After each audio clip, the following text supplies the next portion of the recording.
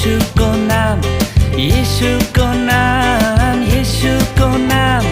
रमाउने कारण येशूको नाम,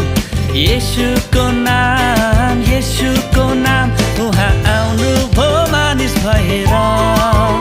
बचाउनु भो क्रुसैमा चढेर उहाँ आउनु भो मानिस भएर बचाउनु भो क्रुसैमा चढेर